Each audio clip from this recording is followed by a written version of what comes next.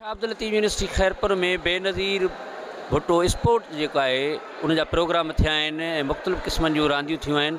अचो त उन हवाले सां हिते जेके रांदीगर आहिनि या मैनेजमेंट आहे उन सां ॻाल्हि ॿोल कयूं त छा पिया ॿुधाइनि। ही प्रोग्राम 2 ॾींहंनि ते मुश्तमिल हुयो।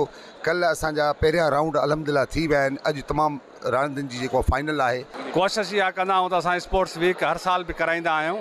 हीअ यूथ वारनि जे तावन सां इहो प्रोग्राम असां ही कयो आहे ऐं असां होस्ट थियासीं। वाइस चांसलर जे हुकुम सां असांखे चवंदो आहे हीउ इवेंट करायो। असल में एक्टिविटीज़ लाज़मी आहिनि यूनिवर्सिटीज़ में न सिर्फ़ु करिकुलर एक्टिविटीज़ बट अहिड़ियूं जेके को करिकुलर एक्टिविटीज़ आहिनि उहे लाज़मी आहिनि। उहे सिहत लाइ बि माण्हू खे फ्रेश बि रखनि थियूं। छो त यूनिवर्सिटी में तव्हांखे ख़बर आहे पढ़ाई हूंदी आहे, उन में ज़हन जी जेका ग्रोथ आहे उहा अहिड़नि एक्टिविटी सां वधीक रिफ्रेश थींदी आहे। हाणे बि अॼु इंशाल्लाह क्लोज़िंग सेरेमनी आहे सभु ऐं सॼो क्रेडिट वञे थो डॉक्टर इनायतुल्लाह भट्टी साहब खे।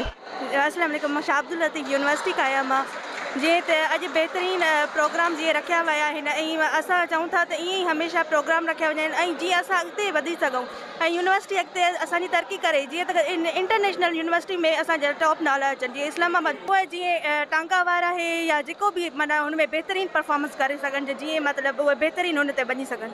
असांखे घुरिजे त असां बि उन्हनि सां गॾु हीअ यूनिवर्सिटी वारनि जेको प्रोग्राम बहितरीन तमामु रखियो आहे इन सां असांखे घणो ई फ़ाइदो मिले थो, घणी ॼाण मिले थी, माण्हुनि सां घणी मिले थो। Done a really brilliant job and a very good initiative. Because of these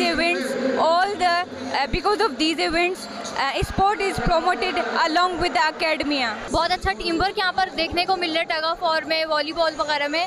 तो इस तरह के इवेंट जो है होने चाहिए। कैमरामैन आफ्ताब सां गॾु खादिम जो KTN न्यूज़ खैरपुर में।